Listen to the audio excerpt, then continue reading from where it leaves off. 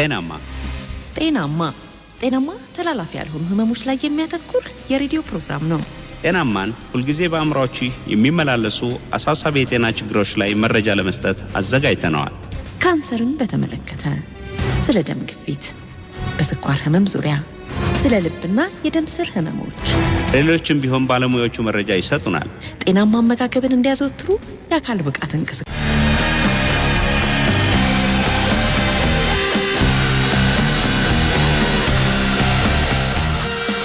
እንደምናላችሁ አድማጮች፣ ጤናማ ፕሮግራማችን ነው ማድመጥ የጀመራችሁት። ስፖርትን ተከትሎ እንግዲህ የሚደመጥ ነው ይህ ፕሮግራማችን። እኛ ስለ ተላላፊ ያልሆኑ ህመሞች እንነጋገራለን። ይህ ፕሮግራም ተላላፊ ያልሆኑ ህመሞች ስንል እንግዲህ ስለ ደም ግፊት፣ ስለ ስኳር፣ ስለ ኩላሊት፣ እነዚህን ስለመሰሉ ስለ ልብ ህመም፣ ስለ ካንሰሩ እንድንወያይ ነው ይህንን ፕሮግራም ያዘጋጀ ነው። ስፖርት ደግሞ እንግዲህ ተላላፊ ያልሆኑ ህመሞችን ለመከላከል ከምንችልበት አማራጭ አንዱ ነውና ተከታትለን መምጣታችን መልካም ነው። ዛሬም እንግዳ ይዘን ቀርበናል። እንግዳችን ወይዘሪት ሃይማኖት ተክለጻድቅ ናት። የሰው ሀብት ባለሙያ ናት። ብዙ ጊዜ በዚህ ፕሮግራማችን እንግዲህ ዶክተሮችን፣ የጤና ባለሙያዎችን ወይም ደግሞ የስነ ምግብ ባለሙያዎችን ይዘን እንቀርባለን። የስፖርት ባለሙያዎችን ሁሉ እንጋብዛለን። ዛሬ ደግሞ እንግዲህ ይዤላችሁ የቀረብኩት የሰው ሀብት ባለሙያን ነው። የምንነጋገርበት ርዕሰ ጉዳይ ደግሞ ተላላፊ ያልሆኑ ህመሞችና አምራችነት ወይም ደግሞ የስራ ህይወትን እንዴት ነው የሚጎዱት እነዚህ ህመሞች የሚለውን ይመለከታል። እንግዳችን እንኳን ደህና መጣሽ። እንኳን ደህና ቆያችሁኝ። አመሰግናለሁ። እኛም በጣም ነው የምናመሰግነው። ወደ ጉዳያችን ከመግባታችን በፊት ለዚህ ሳምንት እንግዲህ ብዙ ጤና ነክ ጉዳዮች ነበሩ። እነዚህን እናነሳለን። አንዱ እንግዲህ የማርበርግ ቫይረስን በተመለከተ ነው። ምንም እንኳን እኛ ተላላፊ ያልሆኑ ህመሞች ላይ የምንነጋገርበት ቢሆን ይሄን ፕሮግራም፣ ነገር ግን ደግሞ በጣም አሳሳቢ የሆኑ ጉዳዮችንም እናነሳለንና በየሳምንቱ ጥንቃቄዎቹን ስናነሳ ነበር በተለይ መጀመሪያዎቹ ሰሞን ላይና አገራችን እንግዲህ የማርበርግ ቫይረስ ድል ያደረገች መሆኗን በይፋ የተበሰረበት ሳምንት ነበር ይህ ሳምንትና እንዲህ አይነት ህመሞች በጣም አሳሳቢ ናቸው። በስጋት አለመሆኑም ተነግሮናልና በዚህ የተረባረቡትን ሁሉ ማመስገን ይገባልና ይህ የምስጋና ፕሮግራም ተዘጋጅቶ ነበር። በኮቪድ ጊዜ የሆነውን አንረሳውም መቼም። ልክ እንደዛ ይሄኛው ደግሞ ትንሽ አሳሳቢም ነበረ። ትንሽ የሚያስጨንቅም አይነት ህመም ነበርና ሁላችንም ደንግጠን ነበረ። ጥንቃቄዎቹንም አድርገን ቆይተናል። ነገር ግን በእኛ ሀገር ላይ አሁን እንግዲህ የሚያሰጋ ነገር እንዳልሆነ ተገልጿል። ደስ ይላል። ኢትዮጵያ ድል አድርጋለች ማርበርግን የሚለው መረጃ ይፋ ተደርጓል። ሁሉም የጤና ተቋማት፣ የምርምር ተቋማትም እዚህ ላይ በርብርብ ሲሰሩ ነበረ። አንዱም እንግዲህ ስፖንሰራችን አርማውር ሃንሰን የምርምር ኢንስቲትዩትም ከተመሰገኑ ተቋማት መካከል አንዱ ነው። እዚህ ላይ ጥናት ላይ ላብራቶሪ ላይ በጣም ብዙ ነገሮች ሲሰሩ ነበርና የኛም አጋር አርማውር ሃንሰን ኢንስቲትዩት በዚሁ ላይ ተመስግኗል። ማርበርግ ቫይረስ የስጋታችን አለመሆኑ በጣም ትልቅ ነገር ነው። በነገራችን ላይ እንደዚህ አይነት መረጃዎች ሲሰራጩ የጤና ስጋት አይደለም የሚባሉ ነገር ግን ደግሞ ትንሽ ብዙ ሰው ያልተጠቃባቸው አንዳንድ የጤና ችግሮች አሉ። ነገር ግን ማርበርግ ቫይረስ በአገራችን አሁን ምንም አይነት በቫይረሱ የተያዙ ሰዎችም አዳዲስ የሚያዙ ሰዎችም አለመኖራቸው የተገለጸውና በጣም ደስ የሚል ነገር ነው። ሌላ እንግዲህ ሁልጊዜም እነዚህ ተላላፊ ያልሆኑ ህመሞችን ስለማከም ከብዙ የጤና ባለሙያዎች ጋር እንወያያለንና አንድ ፕሮጀክት ነበረ። እዚህም እንግዲህ እንግዳችንን ጋብዘን ተወያይተንበት ነበር። ፔን ፕላስ የሚባልና ይህ ፕሮጀክት እንግዲህ በተለይ መጀመሪያ ደረጃ ሆስፒታሎች ላይ በተጨማሪነት የእነዚህን ህክምናዎች ለይቶ ለማከም የሚመቹ በጣም ብዙ የተሟላ የጤና አገልግሎት የሚሰጡ ክሊኒኮች ማስፋፋት ላይ ታስቦ የተዘጋጀ ነበርና ይህ ፔን ፕላስ ፕሮጀክት ከዚህ በፊት በአገራችን 2 ጤና ተቋማት ላይ በተለይ ደግሞ የሙከጡሪና አዲስ ዘመን የመጀመሪያ ደረጃ ሆስፒታሎች ላይ በአማራ ክልልና በኦሮሚያ ክልል ሲሰራበት የቆየ ነበርና አሁን እነዚህን ለማስፋት ታስቦ ብሔራዊ እቅድ ይፋ የተደረገበት ሳምንት ነበር። ይህ ሳምንት ፔን ፕላስ እንግዲህ ምህጻረ ቃል ነው። ባልተለመደ ሁኔታ የልብ፣ የኩላሊት፣ የስኳር፣ የደም ግፊት የመሳሰሉትን ህመሞች መከላከልና ማከም ላይ ያተኮረ ነው።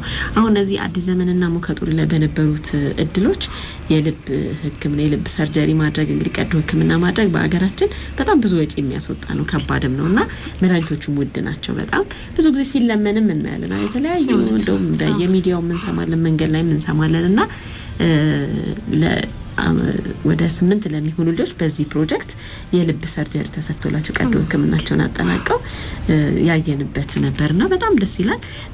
ይህንን ፕሮግራም የሚመራው እንግዲህ ጤና ሚኒስቴር ነው።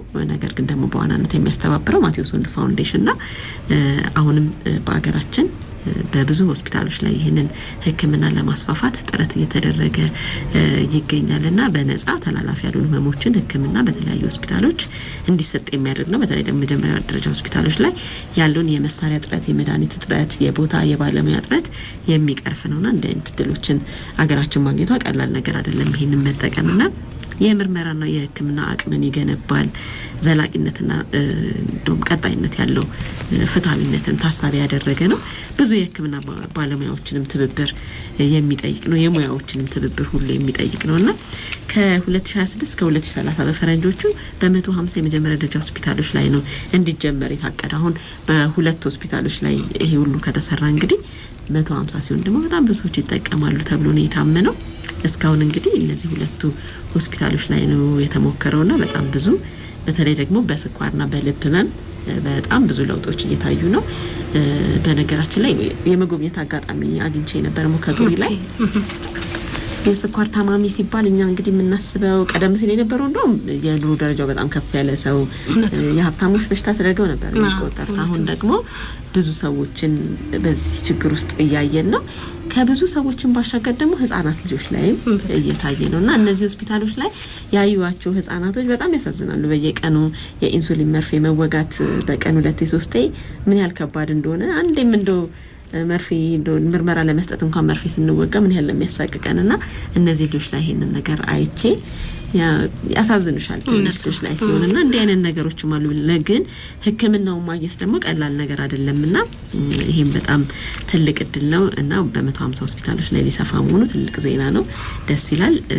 ይህ የተበሰረው እንግዲህ በክብርት ሚኒስትሯ በተገኙበት የጤና ሚኒስትሯ በተገኙበት ትልቅ መድረክ ላይ ነበርና ትልቅ ትኩረት የተሰጠው ፕሮግራም ነውና በዚህ ሳምንት እንግዲህ እነዚህ ተላላፊ ያሉ ህመሞችን በማከም በኩል ትልቅ እርምጃ እንደሆነም ተቆጥሯልና ሌላው ነገር ደግሞ የስቴፕ ሰርቬይ የሚባል ጥናት እየተደረገ ቆይቷልና ለአድማጮችም ብዙ ጊዜ ወደፊት በዚህ ጉዳይ ላይ ጥና ያለ ጥናት አለ ከተሞች ላይ አካባቢ በተለይ እያልን እንነጋገር ነበርና ይሄ ጥናትም በዚህ ሳምንት ይፋ ተደርጎ ነበረ። በሚቀጥሉት ሳምንታት የጥናቱን አባላት ጋብዘን ከአድማጮቻችን ጋር ምን አለ ከተሞች ላይ ምን አለ ምን ላይ እንጠንቀቅ ምን ለውጦች አሉ የሚለውንም ምን እንነጋገርበት ይሆናልና እነዚህ አዳዲስ ነገሮች ናቸው። ባለፈው ሳምንት ደግሞ አቶ ወንዱን ነበር ለአድማጮች ያቀርብንላቸው። አቶ ወንዱ በቀለ የማቴዎስ ወንዱ ፋውንዴሽን መስራችና ዋና ስራ አስፈጻሚ ናቸው።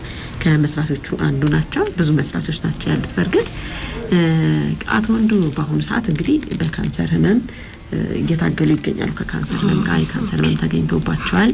ህክምናቸውን እያደረጉ ነውና እንዴት ነው ህክምናዎት ምን እያደረጉ ነው ብለን ከእሳቸው ጋር እየተወያየን ነበረ። ባለፈው ሳምንት ከአድማጮች አገናኝተናቸዋል። እሳቸውን ማግኘት ምክር መጠየቅ ወይም ደግሞ ለእሳቸው መልካም ምኞት መግለጽ የሚፈልጉ አድማጮቻችን በ0115 5951 0115 536006 እና 0115 536008 ላይ እየደወሉ ልናገናኛቸው እንችላለን። ቢደውሉልን እናገናኛቸዋለን። እሳቸውንም በርቱ ለማለትም ይጠቅማል። ያው እንግዲህ ጠንቃቃ ሆኖ ህይወትን በአግባቡ መምራት መልካም ነው። ምክንያቱም እነዚህ ተላላፊ ያሉ ህመሞች ከዚህ በፊትም ከባለሙያዎች ጋር ስንወያይ እንደነበረው ዘግይተው ይመጣሉ፣ ቆይተው ይመጡና ያስጨንቁናል። ማለት አሁን ላይ ወዲያው የሚመጡ አይደሉም። አንድ ሰው አሁን ላይ ሲጋራ እያጨሰ ቢሆን አሁኑኑ የሳምባ ካንሰር ላይ ይዘው ይችላል አይደለም። ቆይቶ ግን ሲመጣ በጣም የሚያስጨንቅ ነው የሚሆነውና በተቻለ መጠን እንግዲህ ዛሬ ለነገ እቁብ እንደመጣል ነው። ለነገ የጤና እቁብ መጣል ያስፈልጋል። ጤንነታችንን መጠበቅ በተቻለ መጠን መቻል ነው። ሁሉ ከአቅም በላይ የሚደረጉ ነገሮች የሉ። በተቻለ መጠን ግን የጥንቃቄ እርምጃዎቹ ሁሉም ሰው የሚችላቸው ናቸው። በተቻለ መጠን ጤና በየአመቱ ቼክአፕ ማድረግ፣ ምርመራ ማድረግ እንዲሁም ደግሞ አኗኗር ላይ አሁን አለማጨስን፣ አልኮል አለመጠጣትን እነዚህ መተውና የወደፊት ህይወትን ጤናማ ማድረግ ይሄ በጣም እንግዲህ በእጃችን ያለ ነገር ነው። ስለዚህ መከላከሉ ላይ ማትኮር በጣም ጠቃሚ ነው እንላለን። ወደ ዛሬ ርዕሰ ጉዳያችን ከመግባታችን በፊት አርሞር ሃንሰን የምርምር ኢንስቲትዩት የፕሮግራማችን ስፖንሰር ነው። ማስታወቂያውን ሰምተን ተመልሰን እንገናኛለን። አድማጮች አብራችሁን ቆዩ። የአርማውር ሃንሰን የምርምር ኢንስቲትዩት አህሪ የተቋቋመው በ1962 ዓመተ ምህረት ሲሆን በጤና ጥበቃ ሚኒስቴር ስር ከሚገኙ ተቋማት መካከል አንዱ ነው። በጤና ምርምርና ልማት የእውቀትና የቴክኖሎጂ ሽግግር ማዕከል ሆኖ ማገልገል፣ የሕክምና ሙከራዎችና የባዮኢኩቫለንስ ጥናት ማካሄድ፣ በጤና ምርምርና ልማት ዘርፍ ሀገራዊ ሰው አቅምን መገንባትና በውድድር የሚገኙ የምርምር ስራ ማስኬጃ ገንዘብ ማስገኘት ዋና ዋና ዓላማዎቹ ሲሆኑ በአገር አቀፍ ደረጃ ቅድሚያ በሚሰጣቸው የምርምር አካባቢዎች መሰረት በተላላፊና ተላላፊ ባልሆኑ በሽታዎች ላይ ምርምር ያደርጋል። የእውቀት አስተዳደርን ያጠነክራል። የምርምር ግኝቶችና ሌሎች መረጃዎችን በህትመትና በሌሎች መንገዶች ያሰራጫል። በማስረጃ ላይ የተመሰረተ ውሳኔ ለመስጠት በምርምር ግኝቶች ላይ በመመስረት ለሚመለከታቸው አካላት የፖሊሲ አጭር መግለጫዎችን ያቀርባል፣ ጥናቶችን ያካሂዳል። የአርማውር ሃንሰን የምርምር ኢንስቲትዩት አህሪ ስለሚሰራቸው ስራዎች ተጨማሪ መረጃ ማግኘት ከፈለጉ ዘነበ ወርቅ አለርት ሆስፒታል ግቢ ውስጥ በሚገኘው ቢሮአችን በአካል ይምጡ ወይም ደግሞ በስልክ ቁጥር 0911 74 7938 ይደውሉ። ምርምር ለተሻለ ጤና። አርማውር ሃንሰን የምርምር ኢንስቲትዩት።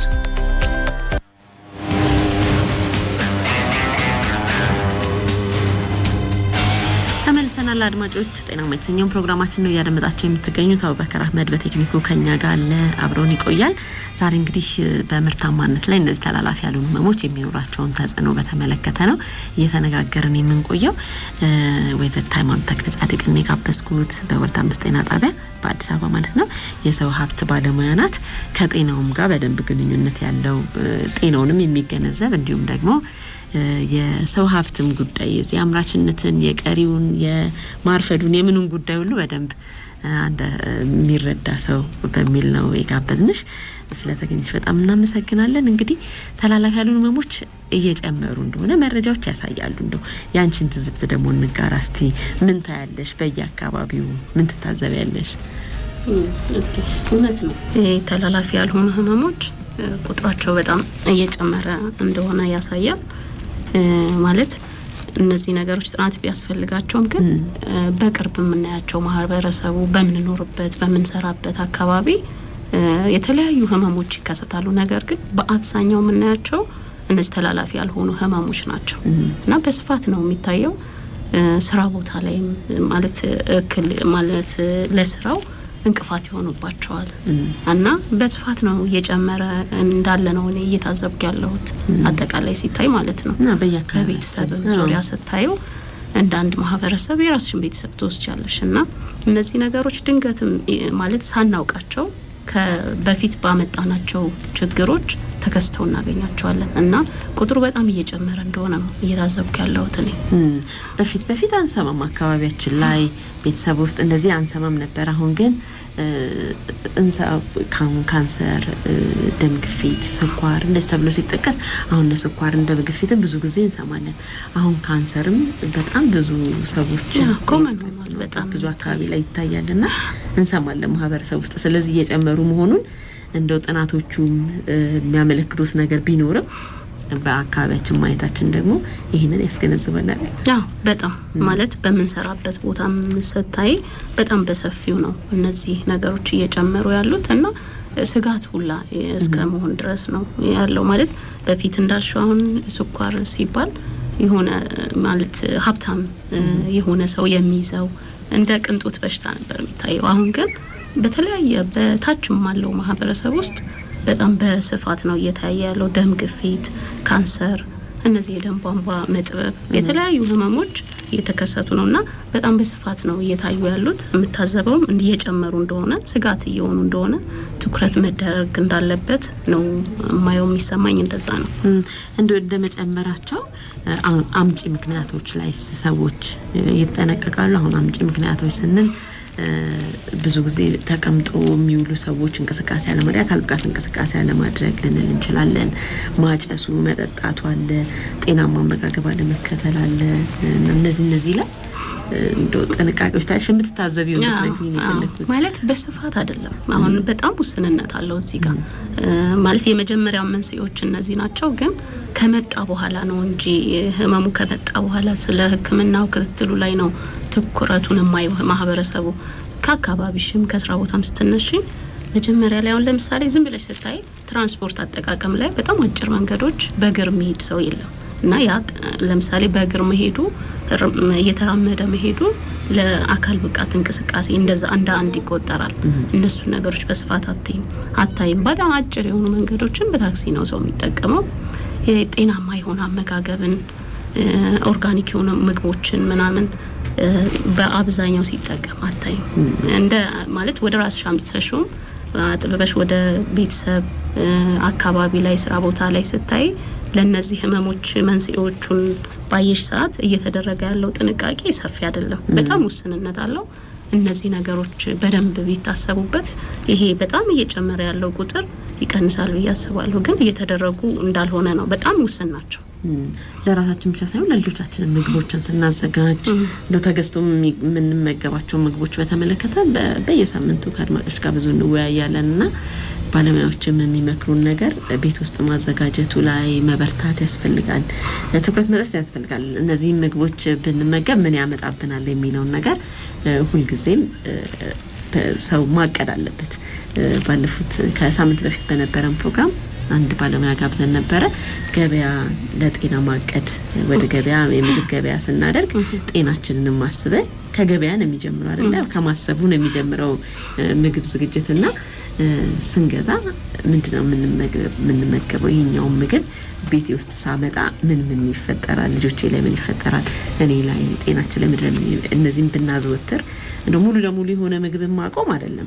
ስለ ምግብ ባለሙያዎች የሚናገሩት ሙሉ ለሙሉ ማቆም ሳይሆን በተቻለ መጠን ግን ጤናማ የሆኑ ስለማትኮርና እነዚህ ስኳርን ሊጨምሩ የሚችሉ ደም ግፊትን ሊያባብሱ የሚችሉ እነዚህ ምግቦች ላይ ጥንቃቄ ማድረግ ነው። በጣም መቀነስ አለብን ተብሎ የሚጠቀሰው ነጨው፣ ስኳር እነዚህን የመሰሉ ነገሮች በጣም መመጠን አለበት። ለኛ ሀገር ግን ስኳርን እንደው በተለይ ጨውን በጣም ማስተማር ያስፈልጋል። ምክንያቱም ብዙ ነገሮቻችን በጨው ናቸው አይደል? እውነት ነው። በጨው ቆሎ በጨው ነው አይደል? ምግቡ ወጡ ሁሉ ጨው አለው እና ጨው በጣም ከሚመከረው አንድ ሾርባ ማንኪያን በቀን አንድ ሰው የጨው መጠን ምግቡ ላይ ሊኖር የሚገባው ነገር ግን ከዛ በላይ ነው የምንሄደውና በተጨማሪም ግን እነዚህ አሁን ለምሳሌ አካል ብቃት ካመጋገብን በተጨማሪ በጣም ማለት ባህላችን ብናደርገው ይሄ እንቅስቃሴዎች በሳምንት የተወሰነ ነገር ቢደረግ ከመምጣቱ በፊት ማለት ነው። እነዚህ ነገሮች ብዙ አይታዩም። አሁን የተለያዩ ቦታዎች አሉ ማለት እንቅስቃሴዎች ግዴታ ስፖርት ጂም ብቻ ላይሆን ይችላል። በእግር ጉዞ ማድረግ ምናምን ቢለመድ ጥሩ ነው እላለሁ። አዎ ከተማችን አሁን ለዚህ በጣም ጥሩ ነው። በነገራችን ላይ አሁን ሰሞኑን ይፋ በተደረገው ጥናት ላይ አንዱም ያስተዋልኩት ነገር ምንድነው ከተሞች ላይ በተለይ እንደ አዲስ አበባን ብንወስድ መቀመጥ በጣም እንደበዛ እንቅስቃሴ ለማድረግ እንደበዛ ነው የተገለጸው ጥናት የሚያመለክተውና በተቻለ መጠን እንግዲህ ዱብ ማለቷን መልመዱ ለቀጣዩ የጤናማ ህይወት ለሁሉም ጠቃሚ ነው። እንዳልሽው የአካል ብቃት እንቅስቃሴውን በደንብ አቅዶ መስራት ያስፈልጋል። ወደ ጉዳዮቻችን እየገባው ነው የተንደረደርኩኝ ነው። ምርታማነት ላይ የሚያሳድሩትን ተጽዕኖ ነው የምንጠቅሰው። ኢኮኖሚ ላይ የሚያሳድሩትን ተጽዕኖ እንጠቅሳለን። ኢኮኖሚ ላይ ስንል እንግዲህ የእያንዳንዱ ሰው የጤና ሁኔታ ተደምሮ ኢኮኖሚ ላይ የሚያደርሰው ተጽዕኖ ነውና በጣም ብዙ ብር ነው የሚያስወጡት እነዚህ ህመሞች።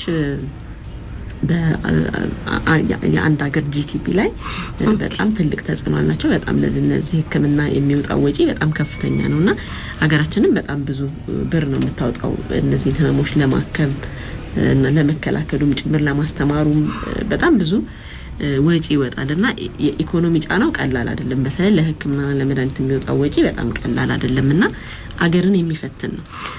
ኢኮኖሚ ጫናቸው ስንል እንዲ ጠቅላላ አድርገን የምንጠቅሰው በጣም ከፍተኛው ነገር ነውና ምርታማነት ላይ ደግሞ በእያንዳንዱ ሰው ያለውን ሁኔታም ማንሳት እንችላለንና ምርታማነት ላይ የሚያሳድሩት ተጽዕኖ ምንድነው የሚለው እንጥቀስ። ኦኬ ማለት ምንድነው መሰለሽ አሁን ምርታማነት ላይ እንደ ቅድም እንዳልሹ ነው ተደምሮ ስለሆነ የሀገር ኢኮኖሚ ከፍ የሚለው ያሉትን ነገሮች ለምሳሌ የተሰጠውን አንድ ስራ ቦታ ላይ በዚህ ህመም የተያዘን ሰው ስታዩ ማለት ነው ማለት በህመሙ በራሱ መረበሽ አለ። እንደገና ደግሞ ያለውን ነገር ማለት ጓደኛ ይረዳኛል ወይ ይሄን ነገር በዛ ውስጥ ስለሆነ የሚያሳልፈው ጊዜውን የተሰጠውን ነገር በጥራት በጊዜ ከማከናወን አንፃር በጣም ከፍተኛ የሆነ ጫና እንዳለ ነው። እኔ ማለት ጥናት ያስፈልገዋል ግን ስራ ቦታዎችም ላይ ባለኝ እኔም ባለሁበት ስራ ቦታ ላይ የተሰጡትን ነገሮች በአግባቡ ለማከናወን ከስራ መቅረት በህመሙ ምክንያት ማለት ነው ቀጥታ እሱ ላይ ባይከሰት እንዳልሽ ቤተሰብ ላይ ራሱ ያለውን ነገር ቤተሰብ በማስታመም እነዚህ ፍቃዶች ስለሚያግዱት ወይም ደግሞ ስራው እክል ስለሚሆንበት ማለት ህመሙ ለስራው እክል ስለሚሆንበት ውጤታማ የሆነ ነገር አታገኝም ማለት ነው መጨረሻ ላይ ሲጠናቀቅ የተሰጠው ነገር ይሄ ህመም የተከሰተበት ሰው ውጤቱ ብዙ አይደለም ማለት አጥጋቢ የሆነ ማለት ፈጥሮም ካለው ነገር በተረጋጋ አምሮ ማለት ጤናማ ስትሆኝ አይደል ብዙ ነገሮች ውጤታማ የምትሆኚው እና ውጤቱ የቀነሰ ነው የሚሆነው የተሰጠው ነገር ጤናማ የሆነ ሰውና ደግሞ የጤና ችግር ያለበት ሰው ስራው ላይ ያለው ሁኔታ እንደ በደም ማለት በጣም አሁን የስኳር ታማሚ ሆኖ ስራውን በአግባቡ የሚያከናውን አለ ህመሙን በአግባቡ እየተቆጣጠረ መድኃኒቱን እየወሰደ የደም ግፊትም ኖሮ እንደዛው ነገር ግን ይቀንሳል መቀነሱ አይቀርም ትኩረት መቀነሱ አይቀርም ምንም ቢሆን ምንም ህመም ላይ አልጋ ላይ ከመጣላቸው በፊት እነዚህ ህመሞች አምሮ ላይ ትንሽ የሚያሳድሩ ተጽዕኖ ስለሚኖር መቀነሱ አይቀርም ነጣጥለን እንይወስቲ ከስራ መቅረት ላይ ጥናቶች ቢፈልግም እንደዛው ከስራ መቅረቱ አለ አይደል አዎ በደም ማለት በዚህ በሽታው ለምሳሌ ማለት በዚህ ህመም ፍቃዶች አሁን በዚህ ተያይዞ በአብዛኛው የምናየው እንደው የፍቃድ አይነቶችን ሰብሰብ አድርገሽ ስታይ በእነዚህ ህመሞች ላይ ያለ ሰው ፍቃድ የሚያበዛው ማለት ነው እና የመቅረት ነገር አለ መጥቶም ደግሞ በአግባቡ እንዳልሽው ህመሙን ሲከሰትበት ይረበሻል ያለ መቀበል እና ትኩረቱን የተሰጠው ነገር ላይ አድርጎ ከመስራት ይልቅ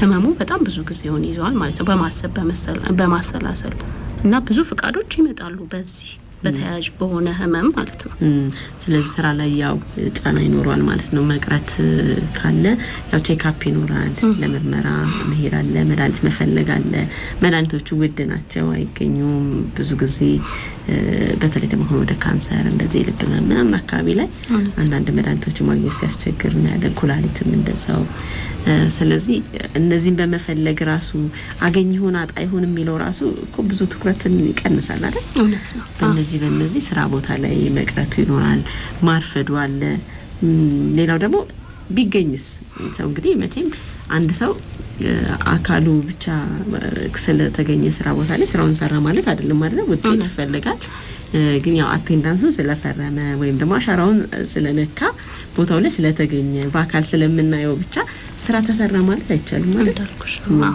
ስለዚህ እሱም ላይ ጫና አለ አዎ በጣም ማለት እንዳልኩሽ ነው ዝም ብለሽ ለማየት ሞክሪያለሽ ባለሽበት በስራ ቦታሽም ሆነ እንዲሁ ጓደኞችሽም በሚሰሩበት አካባቢ የምታገኙን ነገር ምንድነው ስላለ ብቻ ውጤታማ ሆኖ የሚፈልገውን ነገር አገልግሎት መስጠት ይችላል ማለት አይደለም በእነዚህ ህመሞች ውስጥ እንዳልሽው በይሄን ህመም በማሰላሰል ያስደነግጣል እኮ ድንገት አሁን ቤተሰብሽ ላይ ራሱ ተከስቶ ሰሚ ምን አይነት የህይወት ቀውስ ነው የሚያመጣው እና ስራውንም በአግባቡ ለመስራት ያስቸግረዋል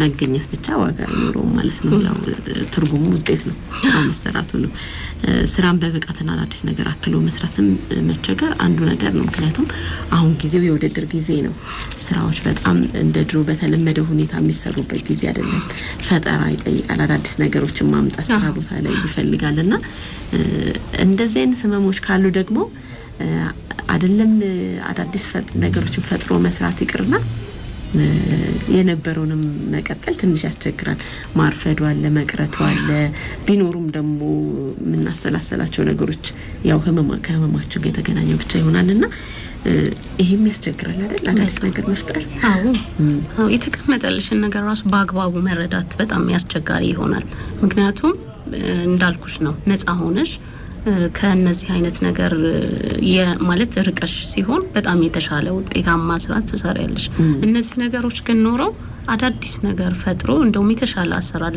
ለማስቀመጥ በጣም ይቸገራል እና እንዳልኩሽ የማርፈዱ የመቅረቱ ነገር ጭንቀት ሌላ ተጓዳኝ ህመሞች ይዞበት ይመጣል እና በጣም ብዙ ነው የሚታየው የስራው ላይ ጫና ይፈጥራል ያ ማለት ደግሞ ሲደመር እንደ ሀገር ምርታማነትን ይቀንሳል ማለት ነው በትክክል የተሰጠሽውን ነገር ምንም አይነት ምንም የስራው ነገር ውጤት ይጠብቃል እና በጊዜ በጥራት ለመስራት ይቸገራል ያው እንግዲህ አንዳንዴ ላንሰማ እንችላለን እኮ አሁን አንቺ የምትነግሪኝና እኔ የምነግርሽን የምንሰማማው ጤነኛ ስንሆን ነው። ሌላ የምናሰላስለው ከባድ ነገር ከሌለ ነው እና አእምሮን ይሰርቃል። በቃ የምታሰላስዩ የሆነ ከባድ ነገር የጤና ጉዳይ በጣም አንገብጋቢ ነው፣ መሰረታዊ ነገር ነው። ግን ደግሞ ህመሙ ሲያጋጥመን ነው በጣም እንደነግጠው የምንረበሸውና ልክ አንድ ሰው ድንገት ይሄ ህመም አለብህ የተባለ ሰው ነው በስራ ቦታው ላይ ቢገኝም ይደማመጣል ወይ የምትነግሪውን ይሰማሉ። ምክንያቱም መስማት አእምሮን ይጠይቃል፣ አእምሮ ዝግጅትን ይጠይቃል። አእምሮችን ሲያዘን ነው የምንሰማውና ትንሽ ለመደማመጥ ያስቸግራል። እንኳን አይደለም ሰርቶ አዳዲስ ነገር ፈጥሮ ስራ ላይ ውጤታማ መሆንና እነዚህ ህመሞች የስራ ሁኔታችን ላይ የሚፈጥሩት ተጽዕኖ ቀላል አይደለምና መረበሹም አለ አይደለም። ተላላፊ ያልሆኑ ሲያጋጥሙ መረበሽ የስራ አቅምንም ይቀንሳል።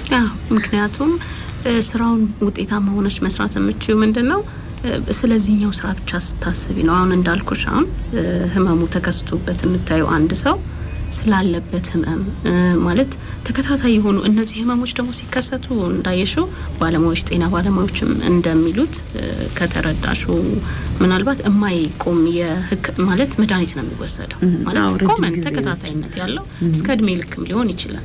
እነዚህ ነገሮች የመቀበል ነገር በጣም ስለሚረብሽ እዚህ ጋር የተሰጠሽን ስራ ያው ጨምረሽ አክለሽ ፈጥረሽ ስትሰሪ ነው ውጤታማ የምትሆኚው። ያን ነገር በአግባቡ ቅድም እንዳልሽው የህመሙን በማሰላሰል ላይ ሆኖ ምናልባት ተገልጋይ ሊሆን ይችላል አጠገብሻለሁ በአግባቡ ላታዳምጪው ትችያለሽ፣ የፈለገውን ነገር ላትሰጪው ትችያለሽ እና እንትን ነው የሚሆነው ከባድ ነው የሚሆነው። ስራ ላይ በጣም ብዙ ከባድ ነገሮች ይፈጥራል። የስራ ጥራትን ይቀንሳል። መደማመጥ ከሌለ በአግባቡ ማስተናገድም አይኖርም፣ በትህትና ማስተናገድም አይኖርም። በተለይ ደግሞ ደንበኞችን የሚያስተናግዱ ሰዎች ላይ እንግዲህ አሰሪዎች እናንተ የሰው ሀብት ባለሙያዎች የእናንተንም ትኩረት ይፈልጋል ማለት ነው። ይሄ ብቻ ሳይሆን እንደው ቤተሰብ አሁን በራሳችን ላይ ሲያጋጥሙ ያስደነግጣል፣ መረበሽ አለ። ተገቢውን አይነት ደግሞ የምክር አገልግሎት ካለማግኘትም ሰዎች መረጋጋትም ሊያቀታቸው ይችላል።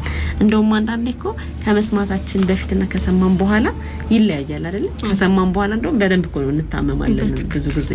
ሳሰሚ እንደውም ደና ትቆይና ልክ ሲነገርሽ ምክንያቱም አእምሮአችን ዝለት ይፈጠራል፣ መድከም ይፈጠራልና ይሄም አንዱ ሌላ ችግር ነውና በራስ ላይ ሲያጋጥሙ እንደዚህ ይሆናል። ቤተሰብ በማስታመም እንደዚሁ የስራ ሁኔታ እኮ ይጎዳል አይደል? እነዚህ ተላላፊ ያልሆኑ ህመሞችን ራስም ላይ ቤተሰብ ላይ ሲያጋጥሙ እንደው ለይቶ ማየት አይቻልም። አንዳንዴ ቤተሰብ ሲታመምም ልክ ራስሽ የታመምሽ ያህል ይሆናልና ቤተሰብ ላይ ሲያጋጥሙም እንደዚሁ የስራ ቀናት ይታጎላሉ አይደል? አዎ በትክክል። ምክንያቱም ማስታመም አለ ማለት ለምሳሌ እናት አባት ሲታመሙ ልጅ ነው ይዞ ወደዚህ የሚለው ለምን ተቀጣሪ ብትሆኛ እንጂ ይዘሽ ትንቀሳቀሽ የስራዎች ሁኔታ ክፍተት ይፈጠራል ማለት ነው። ብዙ ጊዜ ይታያሉ እነዚህ እና ደግሞ ማለት የሚመጣው የስራ ፍቃድን ስታዩ ቤተሰብን በማስታመም ሌላ ምታክይለት ስለሌለ ማለት ስራዎችን የተሰጡ ስራዎችን ቤተሰብ ለማስታመም ሲሄድ የተቀመጠለት ስራ በአግባቡ አይከናወንም አሉ። ቤተሰብ ሲረብሽ ራሱ ታያለሽ። በመቅረቱ ወይም ደግሞ ባለመገኘቱ ብቻ ሳይሆን ቤተሰብ ላይ ይሄ ነገር ተከስቶበት ያለ ሰራተኛ እናቱ በዚህ ችግር ውስጥ ከሆነች ስራውን በአግባቡ ማከናወን ያቅተዋል። መቅረትና አለመምጣት ብቻ ሳይሆን እንዳልሽው ቅድም ተማምኑ ልክ የሚታይበትን ነገር የመረበሽ በአግባቡ ስራዎችን ያለመወጣት፣ በጊዜና በጥራት ያለማድረስ፣ ቅርብ የሆነ አሁን ለምሳሌ ጥሩ ግንኙነት አይኖርም። በዛ ስለሚረበሽ ትንሽ ነገሮች ይረብሹታል። ይሄ ለሁሉ መጋጨት ይኖራል። ትክክል። ስራዎች ላይ እነዚህ አሁን ጫና ይፈጥራሉ ማለት ነው። እውነት ነው። ያው በእኛ ኗኗር ደግሞ ማህበራዊ ህይወታችን በጣም ሰፊ ነው። አብረን ነው ሁሉ ነገራችን አይደለ? ከቤተሰብ ጋር በጣም ግንኙነታችን የጠበቀ ነው። ከዛ ደግሞ እንደ ልብ እንደ ሌላው ዓለም ምቹ የሆኑ ቤተሰብ ማስታመሚያ ዘዴዎች ላይኖሩ ይችላሉ። ወደፊት እንግዲህ ሀገራችን የምትደርስበት ነው። በተለይ ደግሞ ትልልቅ በእድሜ የገፉ ሰዎች ላይ እነዚህ ህመሞች በጣም ስለሚደጋገሙ እነሱን ሊንከባከብ የሚችል ሌላ እንትን ላይኖር ይችላል፣ ፋሲሊቲ ላይኖር ይችላል እና ጥንቃቄ ይፈልጋል። ያው አስቀድሞ መከላከሉ ነው እንግዲህ እንደ ጥንቃቄ የምናነሳው። ከዛ ደግሞ በጊዜ ማከሙን እናነሳለን ሁልጊዜም እና ቤተሰብ በማስታመም የሚፈጠረው ክፍተት ስራ ላይ ቀላል አይደለም። ያው ስራ መጉዳቱ አይቀርምና ከባድ ነው የሚሆነው። የራሱ መታመን ብቻ ሳይሆን የቤተሰቡን መታመን ሰራተኛውን ሊጎዳው ይችላልና ለሌላውም ስንል የምንጠነቀቀው ለቤተሰቦቻችንም ስንል ለልጆችም ወላጆች የሆኑ እድሜያቸው ከፍ ያለ ሰዎች ለልጆቻቸው ከስራ እንዳይስተጓጎሉም ሲሉ ራሳቸውን መጠበቅ አለባቸው።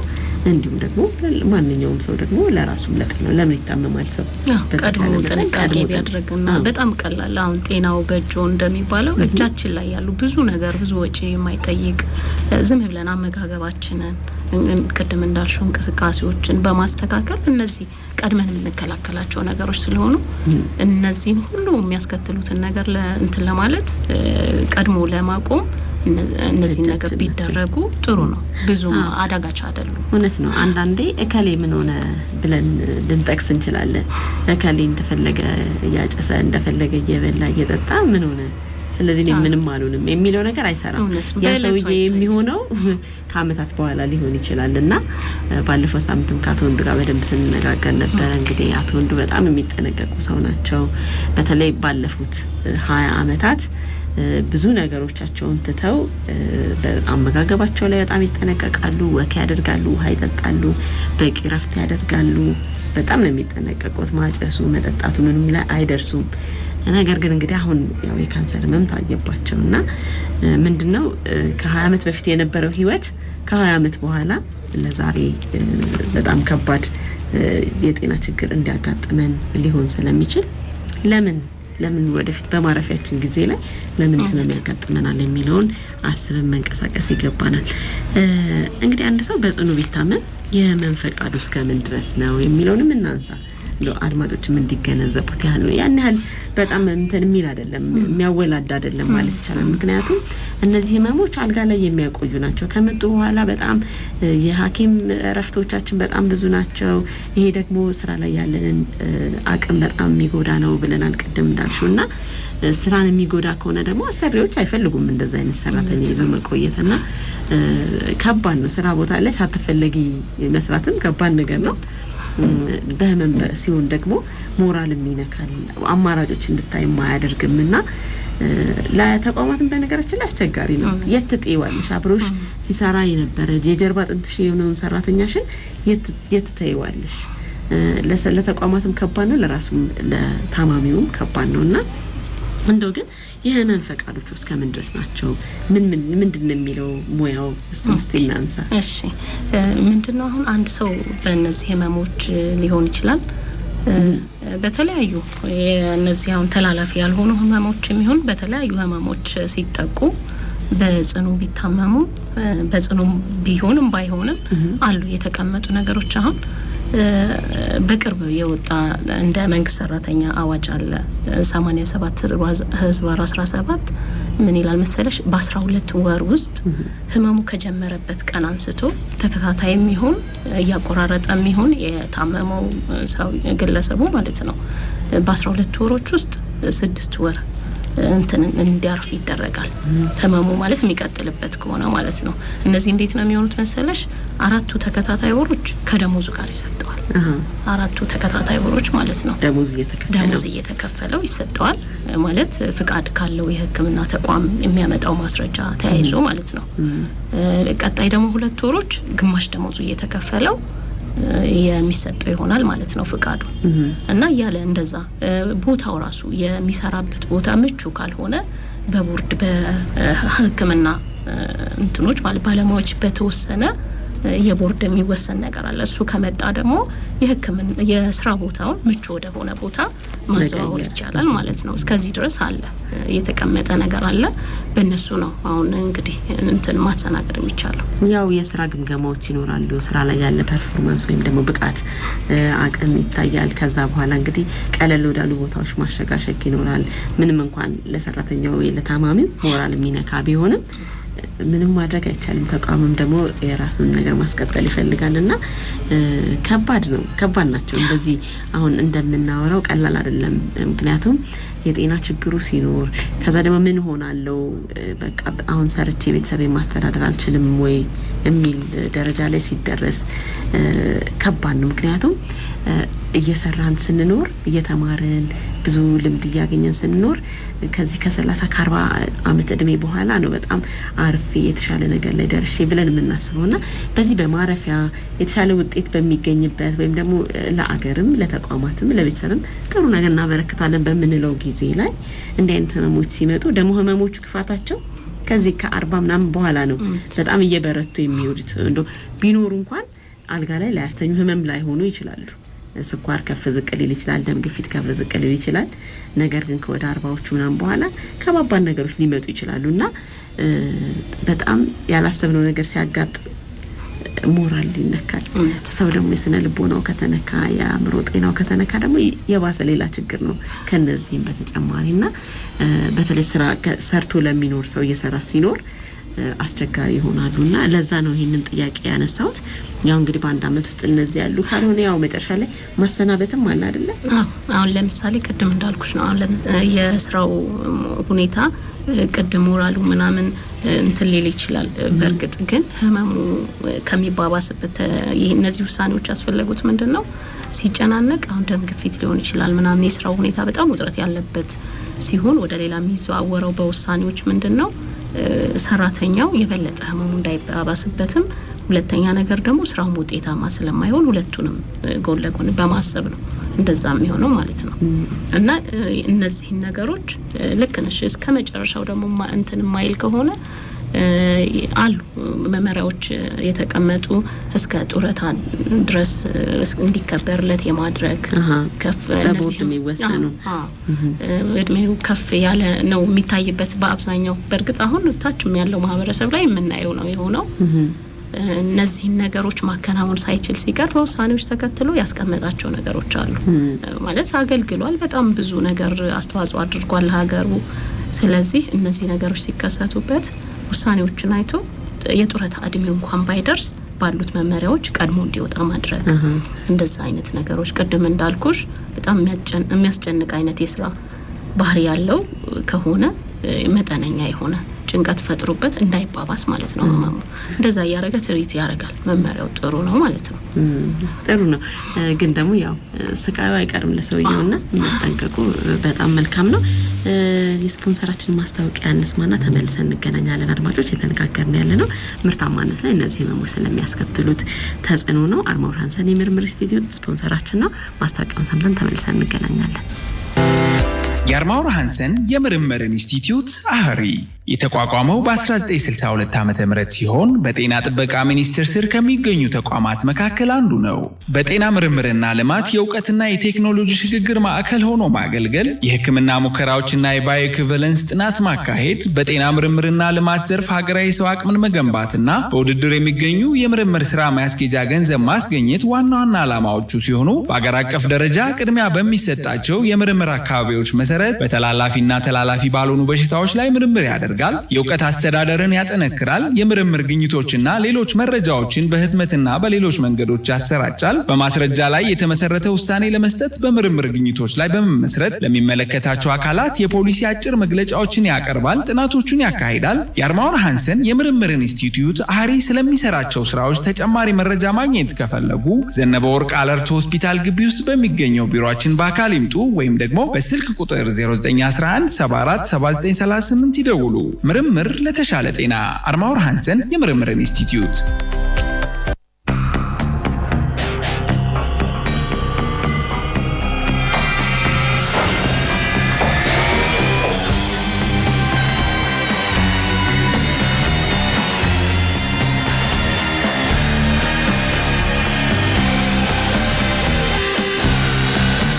አርማውር ሃንሰን የምርምር ኢንስቲትዩትን እጅግ በጣም እናመሰግናለን። አንጋፋው የምርምር ተቋም እንግዲህ አሁን ያለንበትን ዘመን የሚመጥን በመረጃ ላይ የተደገፈ የጤና አጠባበቅ ውሳኔ ለመስጠት የሚረዳ የኮክሬን ኢትዮጵያ ማዕከል በይፋ እንዲመሰረት አድርጓል።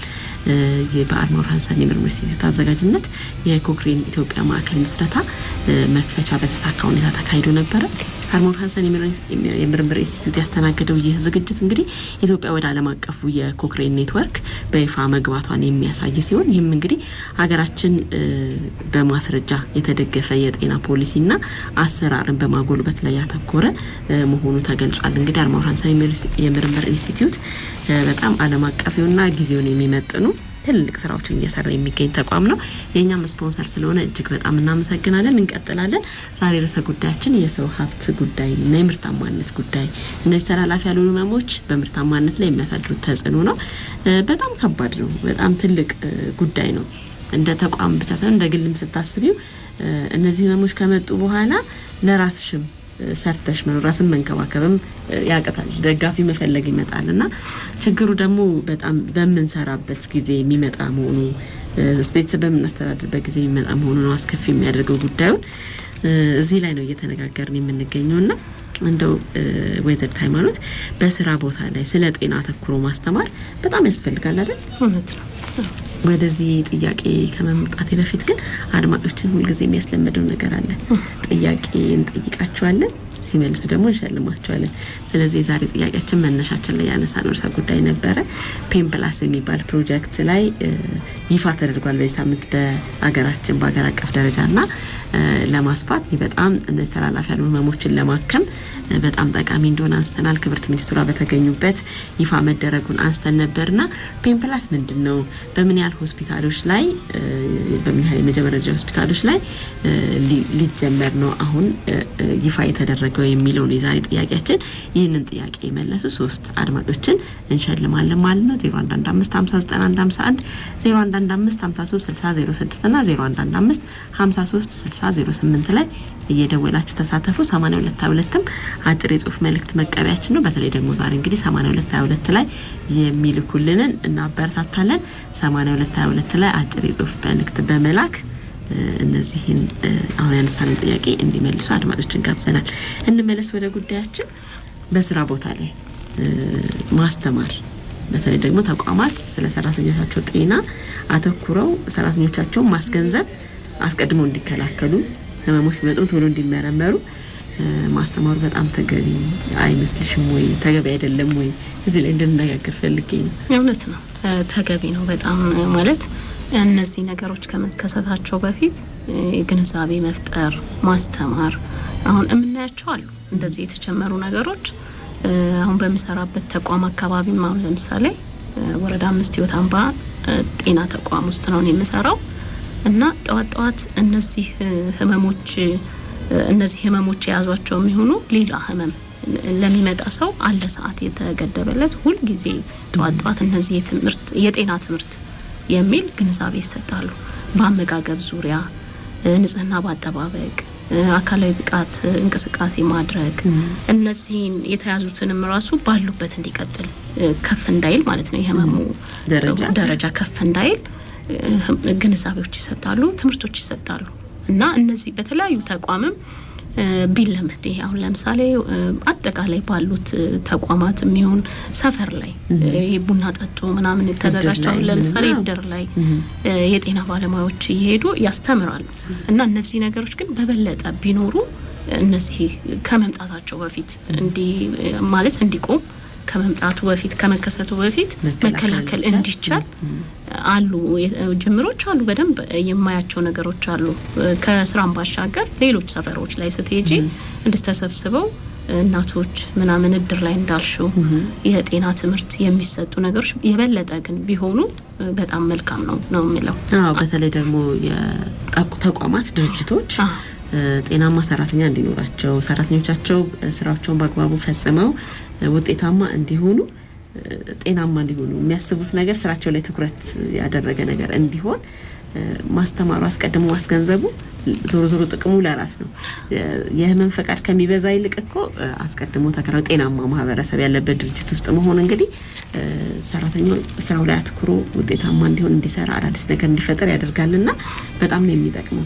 በአብዛኛው አሁን ህብረተሰቡ ያውቀዋል። የማንቃት ነገር ነው የሚኖረው ማስታወስ። አሁን እንደኛ በእንትናችን በተፈጥሯችን የምናውቀውንም ነገር በመሀል በየሆነ ጊዜ ርቀት ላይ የሚያስታውሰን ነገር ሲኖር በጣም የተሻለ ይሆናል እና እነዚህ ጤና ባለሙያዎች ባሉበት ሁሉ ማለት ማህበረሰቡን በሚያገኙበት ሁሉ ትምህርቱ ቢኖር በጣም አስፈላጊ ነው። እውነት ነው።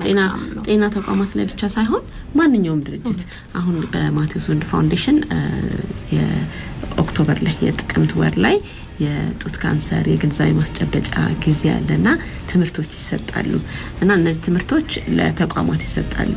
ለማንኛውም ድርጅት ፍላጎት ላለው ሁሉ ይሰጣልና ስለ ጡት ካንሰር ብቻ ሳይሆን ስለ ሌሎችም ስለ ደም ግፊቱም ስለ ስኳሩም ጤናማ አኗኗርን እንዴት ሰዎች መከተል አለባቸው የሚለውን እንትን ይላሉ ያስተምራሉ። ባለሙያዎች ይጋበዛሉና በዛ ሰዓት በጣም ደስተኞች ናቸው ሰዎች ባገኙት ትምህርት በጣም ደስ ይላቸዋልና ተቋማት በተለይ ደግሞ አይገነዘቡትም። እንደዚህ አይነት ትምህርቶችን በመስጠት ጤናማ ሰራተኛ እንዲኖር ማድረግን በጤና እንዲቆይ ሰራተኛው ምርታማነቱ ላይ ችግር እንዳይፈጠር እነዚህ ማድረግ ላይ ካልተነጋገርሽ ሰው ትኩረት አይሰጠውምና በተሻለ መጠን ተቋማት ትኩረት እንዲሰጡት እንግዲህ የሄዱ የጤና ተቋማትም ወደ ድርጅቶችም ገባ ብሎ ማስተማሩ ሊለምዱ ይገባል። እንዳልሽው ደግሞ ማህበረሰብ ውስጥም እንግዲህ እነ ኤችአይቪ በጣም በተስፋፉበት ጊዜ እኮ ጠቃሚ የነበረ ይሄ ቡና ጠጡ ፕሮግራሙ እንዲነት ማህበረሰቡ የሚሰባሰብባቸው እድሮች ላይ እቁብ ላይ የሄዱ ሰዎች የጤና ባለሙያዎች በተለይ ብዙ ለፍተዋል፣ ብዙ አስተምረዋልና አሁንም የጤና ኤክስቴንሽን ባለሙያዎችም በጣም ያስተማሩ አሁንም ደግሞ ባለው አሰራር ቤት ድረስ እየሄዱ የሚያስተምሩ አሉ እና እነዚህንም ህመሞች ትኩረት ሰጥተዋቸው ሊያስተምሩባቸው ይገባል፣ ሊነገር ይገባል። ምክንያቱም እንዳልሽው ሰው እንግዲህ አንዴ የተነገረውን ነገር ሊረሳ ይችላል፣ ላልተገብር ይችላል። እየተደጋገመ ሲነገረው ግን የበለጠ ትኩረት ሊሰጠው ሊያደርገው ይችላልና እኛ ደግሞ ችግራችን ማድረግ ነው መተግበር አይደል? ብዙ ጊዜ የስነ ልቦና ባለሙያዎችን እየጋበዝን እዚህ ተነጋግረናል። ለምን ደግሞ አንተገብረው የሚለው ሁሉ አንስተናል።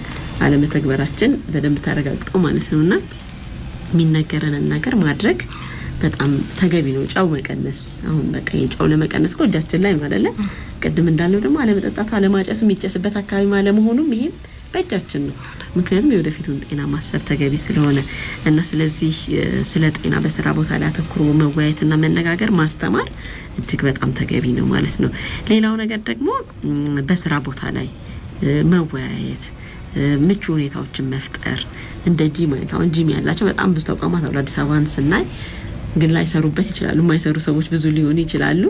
መስራት መጠቀም ያስፈልጋል። እነዚህ አይነት አቅም ኑሮ ይሄ ሁሉ ገንዘብ ወጥቶ ተዘጋጅቶም ሰዎች ላይ ተጠቀሙበት ይችላሉ። አሁን አዲስ አበባ በጣም የእግረኛ መንገዶቿ ጥሩ እየሆኑ ነው አይደለ? ይሄ ጥሩ ሆኖ ሰዎች ላይ ተጠቀሙበት ይችላሉ። እነዚህን ምቹ ሁኔታዎች መፍጠርን በስራ ቦታ ላይ ጠቃሚ ነው አይደል? አዎ እውነት ነው። እና እነዚህ ነገሮች አሁን እንግዲህ ከዚህ ጋር ተያይዞ ይመስለኛል ታስቦበት በጣም ብዙ ተቋማት ላይ እነዚህ ስፖርታዊ እንቅስቃሴ የሚደረጉበት እንደ ጂም የተለያዩ ምቹ ሁኔታዎች ተፈጥረዋል። እንዳልሹ ደግሞ የእግረኛ መንገድ ምንም ባልተጨናነቀበት መልኩ ወክ ማድረግ ይቻላል። አንጠቀምባቸውም እንጂ በጣም ብዙ ቦታዎች ላይ ነው የተዘጋጁት። ይሄን በማሰብ ማለት ወረዳዎች ላይ ብታይ ዝቅ ብለሽም የተለያዩ ተቋማት ላይ ክፍለ ከተማም የተለያዩ ቦታዎች ላይ በጣም በሚገርም ወጪ የተዘጋጁ አሉ። ግን እንዴት ነው አጠቃቀማችን ነው እሱ ላይ ትኩረት አድርገን ብንሰራበት ለነዚህ ነገሮች አንጋለጥም፣ ይቀንስልናል የሚለውን ነው እኔ የምለው እና አሉ መጠቀምም አለብን። የተዘጋጁ አሉ ማለት ሙሉ በሙሉ ባይሆን በጣም ደስ የሚል ጅማሮች አሉ። እነሱ ላይ ብንጠቀምባቸው በጣም ጥሩ ይሆናል። አዎ በጣም ተነቃቅቶ ወደ ስራ መግባትም ይቻላል። ከስራም ደግሞ ሲወጡ ተነቃቅቶ ወደ ቤት መሄድም ቀላል ነገር አይደለምና ጂሙ ካለ ምን አለበት ያው የሻወሩ የምኑ ጉዳይም አንድ ላይ ይኖራል። መቼም ጂም አዘጋጅቶ አንድ ተቋም ሻወር ሳይኖረው አይሆንምና ተነቃቅቶ ስፖርት ሰርቶ አካል ብቃት እንቅስቃሴ አድርጎ ወደ ስራ በተነቃቃ መንፈስ መሄድ ቀላል ነገር አይደለምና ይሄ በጣም ጠቃሚ ነው። እንደዚህ አይነት ሁኔታዎችን ያመቻቹ ተቋማት፣ ድርጅቶች በጣም ለሰራተኞቻቸው ጤና ያስባሉ ማለት ነውና ሊመሰገኑ ይገባል። እነዚህ ባይኖሩም ደግሞ እንደው ሮጠን ታክሲ ተጋፍተን ታክሲ ለመጠበቅ ረጅም ሰዓት ቆመን ከዛ በታክሲ እንሄድና ስራችን ላይ ደግሞ የደን ቁጭ እንላለንና እንዲህ አይነት መቀመጥ የበዛባቸው መቆም የበዛባቸው ሁኔታዎች የጤና ችግር ማምጣታቸው ምንም ጥርጥር የለውምና በተቻለ መጠን እንግዲህ የተወሰነች መንገድ በእግር ደግሞ ሄዶ ታክሲው ላይ መድረስም ጥሩ ነው አይደለ? ትንሽ ደግሞ ሳይደርሱም ወረድ ብሎ ትንሽ በእግር መሄድ ይሄም ይጠቅማል። ብቻም በጣም ጥሩ ነው። ምክንያቱም አሁን አስበሽበት ከሆነ ልምድ ካረግ ነው ይሄ ነገር በጣም ጥሩ ነው የሚሆነው። ሌሎች ነገሮች ከታክሲ ግፊያ ምናምን ይቀንሳል። ሁለተኛ ትልቁን ይሄንን ነገር ለጤናችን በጣም ጥሩ እና አስፈላጊ መሆኑን ካመንን ቀላል ነገሮች ናቸው እነዚህ። አሁን ማለት እናቃቸዋለን፣ ማድረግ ነው መተግበር ነው እኛ የሚቀረን። እንደዛ ቢደረግ በጣም ጥሩ ነው። እነዚህ ህመሞች ጋር ቆይተው ልክ እንደ ማለት እቁብ ቅድም እንዳልሽው ነው ቆይተው ተጠራቅመው የሚመጡ ስለሆኑ ዛሬ ላይ ለምሳሌ ምንም ላይ ታይ ይችላል። አንድ የሚያጨሰው ምን ሆነ ልትይ ትችያለሽ፣ ወይም ደግሞ አልኮል አብዝቶ የሚጠቀም ሰው ምንም አልሆነም ይሄው አለ ምናምን ትያለሽ። ግን ቆይቶ ተጠራቅሞ የሚመጣ ነገር ነው እኛ እያየን ያለ ነው እና ይሄን ነገር መጠቀሙ በጣም አስፈላጊ ነው። ደና ሰዎችን ማለት ጥሩ ልምድ ያላቸው ሰዎችን ሞዴል ማድረግ መልካም ነው። አያ ማድረግ በአካባቢያችን ላይ አሉ። በጠዋት ተነስተው ስፖርታቸውን ሰርተው ከዛ በኋላ ወደ ስራቸው የሚሄዱ ስራ ቦታችንም ላይ ይሄንን ያልጠቀም ጫው የበዛበት ምግብ አልበላም የሚሉ በቃ ውስን ያለች ህይወታቸው ውስን ያለች ሰዎች አሉና እንደዛ አይነት ሁኔታዎችን ከሌሎችም መማር መልካም ነገር ነው አይደል? በአግባቡ አሁን እነዚህ ምግቦች ማለት ተፈጥሯዊ የሆኑ ነገሮችን በጣም ከዛ ሳይወጣ ማለት የተፈጥሮ ነገሮች ሳይለቅ መጠቀም የሚችሉ አሉ። ልክነሽ እንዳልሽው እነሱ እየተጠነቀቁ ነው ማለት ለወደፊት በደከሙበት ሰዓት ሌላ ህመም ተከስቶ ደግሞ አቅማቸውን ህይወታቸውን በጣም ውስብስብ ከሚያደርገው ቀድሞ መጠንቀቅ በጣም ጥሩ ነው። በእጃችን ነው ቀደም እንዳልሽው ማለት ነው። እውነት ነው። ሌላው ነገር ቀደም ያነሳ ነው እንግዲህ ያው የሥራ ቦታን ሁኔታ ስለሆነ እየተወያየንበት ያለ ነው። የሥራ ባልደረባና የጤና ችግር መረዳት መልካም ነው አይደለ? በጣም እንግዲህ ብዙ ችግሮች አሉ የምንወያያቸው። አንዳንዴ ነገሮች ሚስጥር አድርገን ብቻ ይዘን ከመጨነቅ ይልቅ መወያየት ብዙ መፍትሄ ያለው አይደለ? በስራ ቦታ ላይ ለመተጋገዙም ለመረዳዳቱም መነጋገር መልካም ነገር ነውና ችግሩን ያቃልላል አይደለ? ከስራ ባልደረባ ጋር የጤና ጉዳይን መካፈል የጤና ችግሮችን መካፈል እንዲሁም ደግሞ ሳንታመምም ስለ ጤናችን መወያየቱ መልካም ነው አይደል? በጣም አስፈላጊ ነው። አሁን እነዚህ ነገሮች ምንድነው እንደኛ ሀገር ሲለመድ በጣም ሚስጥር ነው የምታደርጊው። ማህበረሰቡ ጋር ስታይ ቤተሰብ ጋር ስታይ ቆይቶ ነው ቤተሰብ የሚሰማው ምን ሆኖ ነው እየተጎዳ ያለው ምናምን የሚለውን ተወያይቶ ስታውሪው ይቀልሻል እኮ ማለት አሁን ኃላፊ ለምሳሌ ስለ ህመምሽ ተረድቶ የተሻለ ነገር ሊያመቻች ይችላል፣ ይረዳሻል ማለት ነው።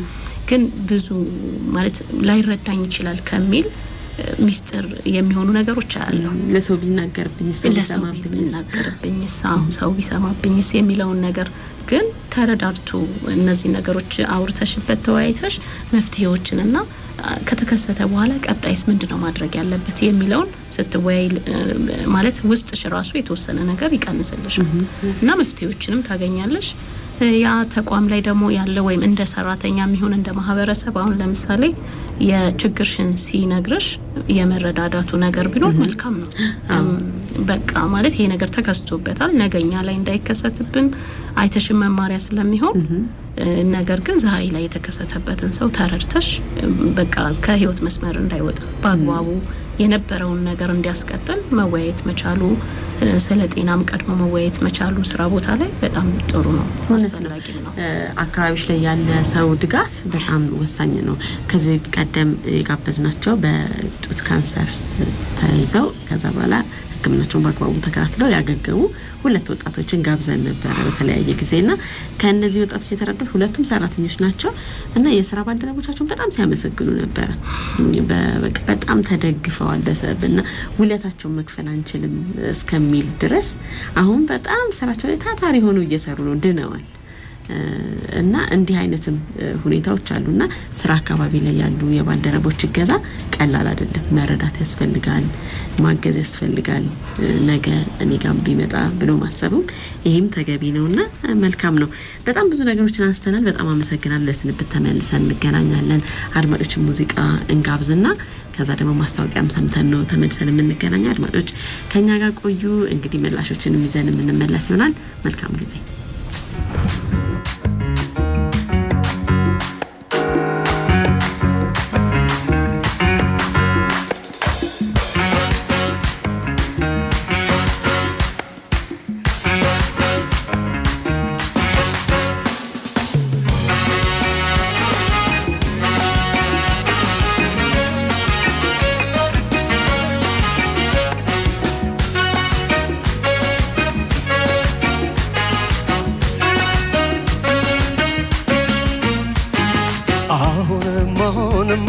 እንደምንድነሽ አሁንም እንደምንድነሽ የደስታዬ ምንጭ አበባዬ ነሽ አበባዬ ነሽ አሁንም እንደምንድነሽ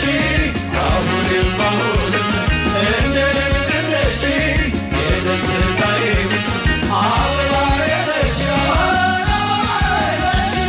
አሁንም እንደምንድነሽ አሁንም እንደምንድነሽ የደስታዬ ምንጭ አበባዬ ነሽ አበባዬ ነሽ አሁንም እንደምንድነሽ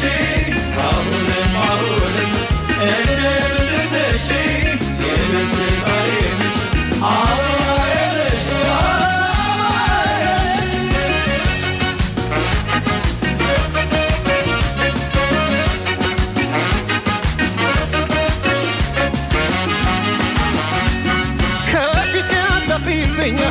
ወተሽኝ ከበኝ ሳይሽ በመዓዛሽ አይኖቼን ጨፈኝ ደህና ዋል ብለሽኝ ሄደሽ በማለዳ ጠረንሽ ይቀራል የኔ ጽጌረዳ አሁንማ እንደምንድነሽ አሁንማ እንደምንድነሽ የደስታዬ ምንጭ አበባዬ ነሽ አበባዬ ነሽ አሁንም እንደምንድነሽ እንደምንድነሽ የደስታዬ ምንጭ አበባዬ ነሽ አበባዬ ነሽ ሲነጋ ስበሽኝ እንደናለው ሽቶ የሌሊቷ ንግሥት ያደርግሻል መሽቶ አልማዝ መሳይ ዓይንሽ ቀለሙ አረንጓዴ እንዳይወጣ አረገው ፍቅርሽን ከሆዴ አሁንማ እንደምንድነሽ አሁንም እንደምንድነሽ የደስታዬ ምንጭ አበባዬ ነሽ አበባዬ ነሽ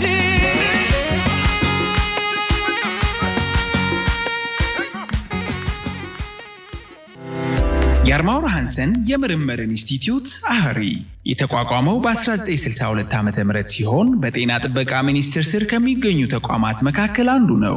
በጤና ምርምርና ልማት የእውቀትና የቴክኖሎጂ ሽግግር ማዕከል ሆኖ ማገልገል፣ የሕክምና ሙከራዎችና የባዮ ኢኩቪለንስ ጥናት ማካሄድ፣ በጤና ምርምርና ልማት ዘርፍ ሀገራዊ ሰው አቅምን መገንባትና በውድድር የሚገኙ የምርምር ስራ ማስኬጃ ገንዘብ ማስገኘት ዋና ዋና ዓላማዎቹ ሲሆኑ በአገር አቀፍ ደረጃ ቅድሚያ በሚሰጣቸው የምርምር አካባቢዎች መሰረት በተላላፊና ተላላፊ ባልሆኑ በሽታዎች ላይ ምርምር ያደርጋል።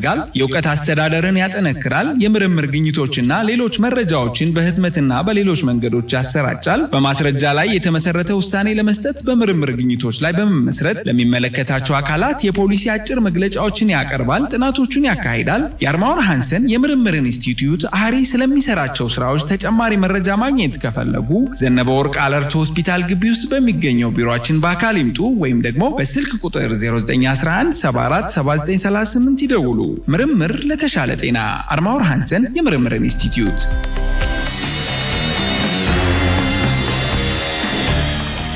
ተመልሰናል አድማጮች። ስፖንሰራችን አርማውር ሃንሰን የምርምር ኢንስቲትዩትን እጅግ በጣም እናመሰግናለን። እንግዲህ ዛሬም በጣም በርካታ አድማጮቻችን ተሳትፋችኋል። እጅግ በጣም ነው የምናመሰግነው። አባይነህ ከሐዋሳ፣ ጽዮን ከቤተል፣ ትግስቱ ከፈረንሳይ፣ ታደሰ ከአባዲና እንዲሁም ደግሞ በአጭር ጽሁፍ መልእክትን በ0902 ጀምሮ 86 የሚያበቃ ስልክ በ0944 ጀምሮ በ15 የሚያበቃ እንዲሁም በ0922 ጀምሮ 28 የሚያበቃ ስልክ ላይ በጣም ብዙ አድማጮች አጭር ጽሁፍ መልእክትም ልከውልናል።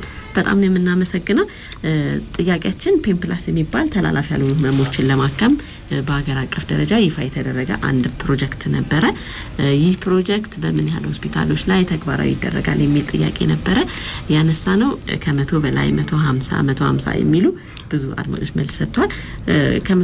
በ150 የመጀመሪያ ደረጃ ሆስፒታሎች ነው እንግዲህ ይፋ የተደረገው እንደሚሰራ በረጅም ጊዜ ቢሆንም ማለት ነው። ከዚህ በኋላ እስካሁን በሁለት ሆስፒታሎች ነው ሲሰራ የነበረውና የዛሬ ተሸላሚዎቻችን ጽዮን ከቤተል፣ ትግስቱ ከፈረንሳይና ታደሰ ከአባዲና ናቸው ትክክለኛው መልስ የመለሱ ማለት ነው። ለተሳተፋችሁ እጅግ በጣም እናመሰግናለን። ወይዘሪት ሃይማኖትን በጣም አመሰግናለሁ ለነበረን ቆይታ። በጣም ብዙ ጉዳዮችን አንስተናል። ሳምንት ደግሞ ሌላ ባለሙያ ይዤ እመጣለሁ። ታጀበ ስመኝ በቴክኒኩ አሁን ከኛ ጋር ይቆያል። ዳሰሳ ይቀጥላል። አብራችሁን ስለነበራችሁ እናመሰግናለን። ሳምንት በጤና ያገናኘን።